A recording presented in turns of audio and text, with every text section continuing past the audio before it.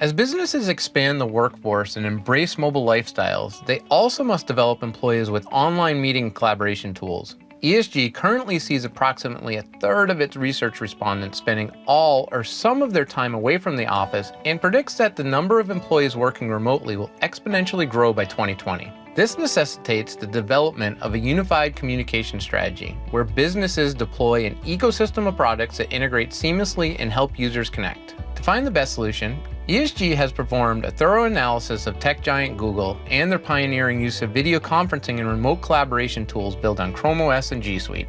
Google's use of video conferencing is transformative. They operate over 18,000 connected meeting rooms in the world. Employees use these rooms as well as their laptops and phones to make 240,000 Hangouts Meet video calls per day. This way, employees are able to engage with one another face-to-face no matter where they are.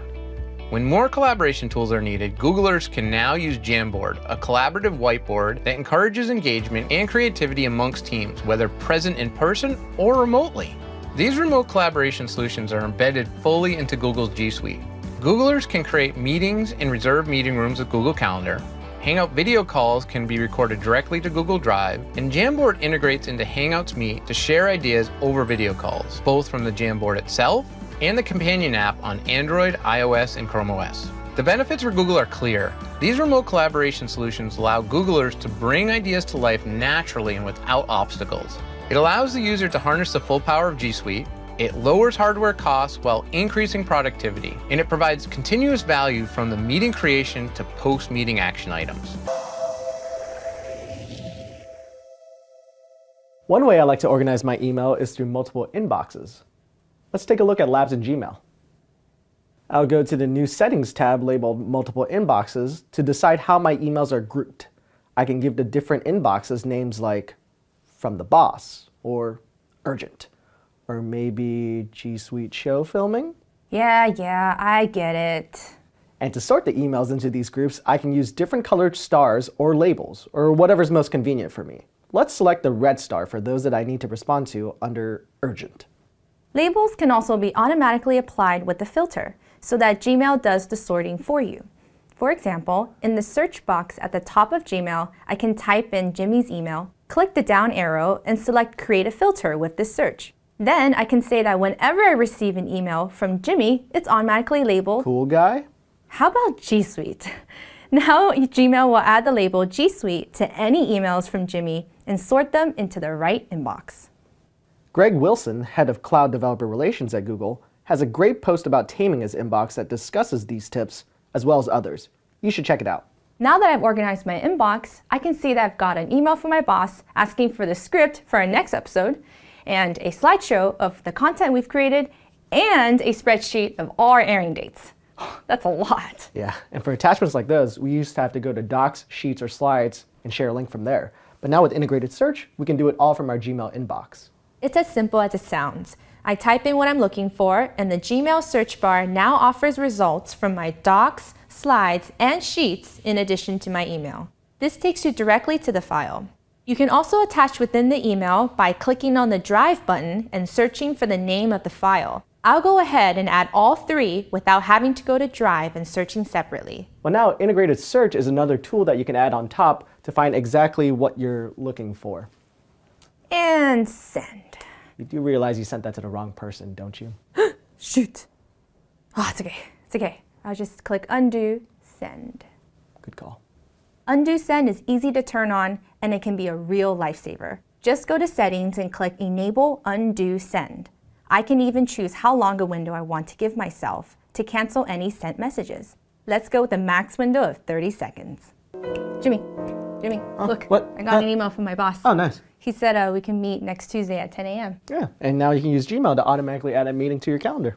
If an email suggests a date and time for a meeting, I can add it to my calendar with just one click. I simply look to see if the date and time are underlined in gray. That tells me that Gmail has identified a possible event, and then I click on it. But what if Google doesn't recognize a date or time? In that case, it's still easy to create an event. Just click More at the top of the email, then Create Event. A new window is opened in Google Calendar with the original email in the event description, and everyone on the email thread automatically added to the event. Then you just specify the date and time.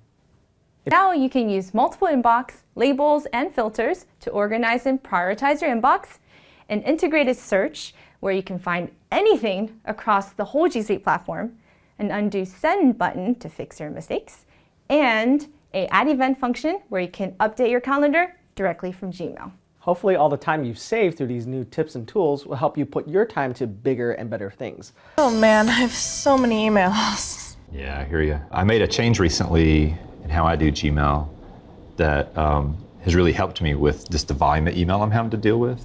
And I basically separate the emails that need me right now, that need a response from me, like, in a timely manner, versus the ones that I can just get to once a day. Let me show you how I set it up. Yeah, that'd be great. It made great. a huge difference for me. So what do we go to settings, create a quick label called approvals. And then I'm going to go create a filter to find all the approvals. A lot of the ones I get will actually have the words needs approval in the subject. So I create a filter for that. And I say skip the inbox. So now it doesn't go with my inbox, but it's still there. But I need to be able to find it later and look at them all at once. So I need to apply that label we just created. So I'm going to apply the label, approvals, and then create it. So now in the future when I get an email with that particular subject, it won't even show up in my inbox. I won't see it in my day-to-day. But what I do at the end of every day is I go over here and view everything with the label approval on it. And then I deal with it at once. And that way it doesn't clutter my inbox during the day. And that has actually made a big difference for me.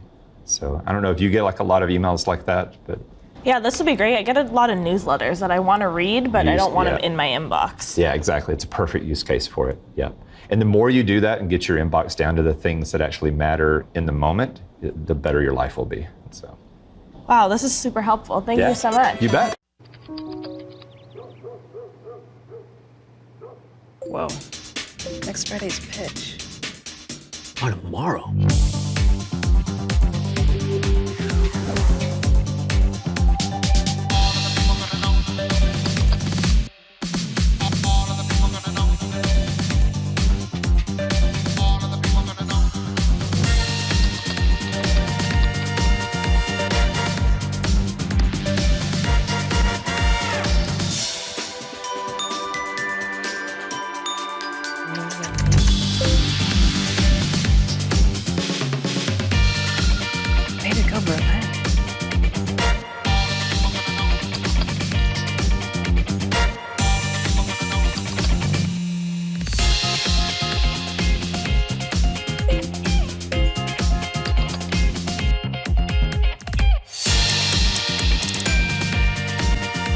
Hey Google, join the meeting.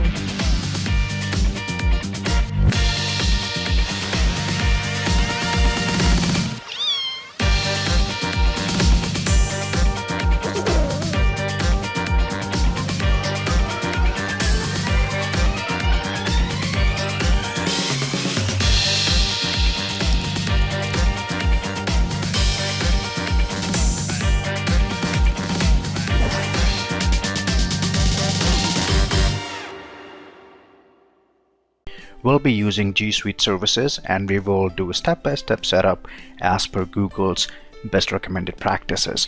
So let's go ahead and sign up for G Suite, and I will click on Get Started to start the process of sign up. Google offers 14 days trial, at least at the time of recording this video, with no credit card requirement. So I'll go ahead and click on next, and now Google is asking for my business information, such as the name of my business and how many employees I have. In your case it might be different, but for me it's just myself and I'm an individual, so I'm going to put my own name, but you can obviously put your business name. It's just me. I'll click on next. Now Google is asking where I'm located or where my business is located, and this information is very important because Google has geography-based pricing, which means the pricing which a business might get if it's coming from United States would be different from a business or an individual who is signing up from, let's say, India. So make sure that you choose the right country here, and this is really hard to get it changed later. You might need to call Google support and might need to have a couple of discussions with them to get this changed. So just wanted to tell you that make sure that you put the right country here, and then click on next, and this should be the email address where Google will be sending information about your subscription, such as the terms and conditions and so on. So I'll say that this is my current email address. Click on next, and now Google is asking you to choose among the editions or the SKUs it has, including basic, business, and enterprise. Some of the features which differentiate these editions are listed below, so you can just go ahead and look at those, and if you hover on them, they will also tell you some of the descriptions to give you a better idea to make a decision. For me, I guess the basic SKU, which is $5 a month, is enough. I'll go ahead and select this one. Now Google is asking if we already have the domain or need to buy one. In our case, we already have our domain, which we purchased from GoDaddy. So I'll say yes, I have the domain which I can use, and I'm going to type in my domain, and I click on next. Now Google is asking me, or kind of providing me some information that emails on this domain will not be affected, just to give you some sort of an assurance so that you can understand this, and click on next. Now Google is asking you to create the first account, and this is very important because this account will be a super admin account, and super admins can do anything on this G Suite subscription, including deleting the whole instance. In my case, it's myself, so I'll go ahead and put my own name, and I'll choose the password, which would be at least 8 characters, and I'll click on next. So Google is just confirming that I'm not a robot, and which I am not, so I'll go ahead and clear their captcha, which is to select the pictures with car images, and this one, this one, this one, this one, and this one. Verify, and I'll click on agree and create account. By the way, you can also click on this G Suite agreement to read in details if you plan to. For me, it's okay. I'll go ahead and click on agree and create account. Now Google might take a few seconds to do the processing at the back end, as it is creating or registering my subscription. So as you see, our GoDaddy domain is now registered with Google.